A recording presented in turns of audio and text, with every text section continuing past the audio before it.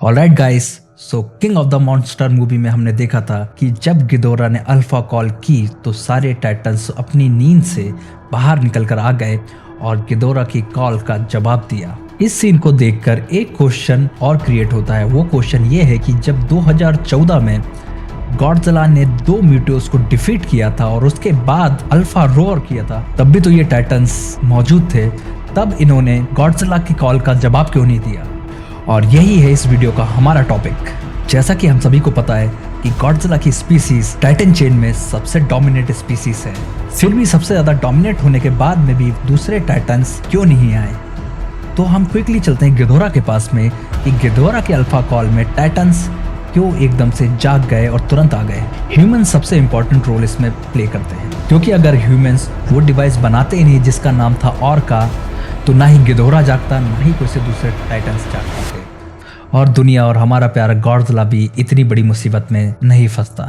तो जब इन लोगों ने गिदोरा को जगा दिया तो गिदोरा की एक्स्ट्रा ऑर्डिनरी बायोलॉजिकली एनर्जी के कारण दुनिया में ऐसी एनर्जी फैल गई जिसके कारण दूसरे टाइटन्स की हाइबरनेटिंग स्टेट थोड़ी लूज हो गई और गिदोरा के लिए और भी आसान हो गया उन्हें उनकी नींद से जगाना। इन्हीं मेजर फैक्टर के कारण गिदोरा ने दूसरे टाइटन को जगाया और दूसरे टाइटन्स को ऑर्डर दिए कि वो प्लैनेट को डिस्ट्रॉय करें। अब गॉडजिला की अल्फा कॉल को कंपेयर करने के लिए हम चलते हैं 2014 की मूवी गॉडजिला में।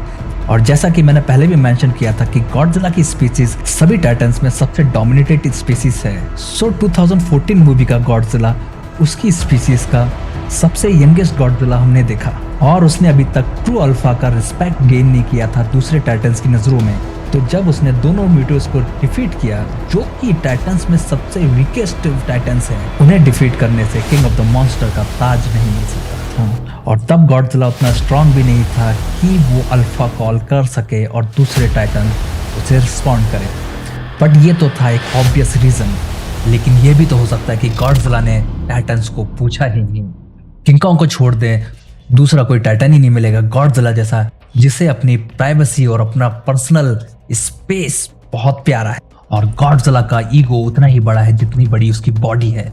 तो गॉडजिला चाहता ही नहीं था कि वो अपनी जगह दूसरे टाइटन्स के साथ शेयर करे। और गॉडजिला ने सोचा होगा कि वैसे ही ह्यूमंस ने अपनी होशियारी से नींद हराम कर रखी है, तो बाकी टाइटन्स को क्यों झेले।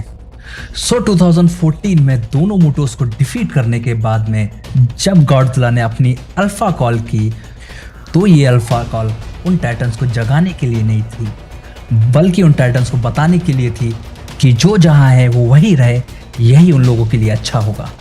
तो गॉडजिला की अल्फा कॉल के बाद टाइटन्स क्यों बाहर नहीं निकले? क्योंकि गॉडजिला ने उन टाइटन्स की फाड़ दी।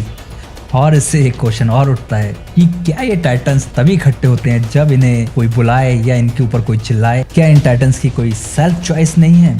किंग ऑफ द मॉन्स्टर के बाद में हमें ये तो पता चल गया कि सभी टाइटन्स अब मिलजुल के रह रहे हैं, एक पीस इन लोगों के बीच में है, और उस पीस को गॉडजिला कंट्रोल करके रखता है और बरकरार करके रखता है। लेकिन इससे इस क्वेश्चन का आंसर नहीं मिलता कि ये टाइटन्स एक्चुअल में हाइबरनेटिंग स्टेट पर क्यों हैं, या मे बी छुपे हुए हैं अपनी अपनी जगह पे। ये क्वेश्चन तो दूसरे किसी वीडियो के लिए फिलहाल के लिए छोड़ देते हैं। तो आप मुझे कमेंट सेक्शन में बताइए कि आप क्या सोचते हैं इस बारे में, और हम मिलेंगे अब नेक्स्ट वीडियो में। जब तक के लिए अपना ख्याल रखिएगा एंड टेक केयर।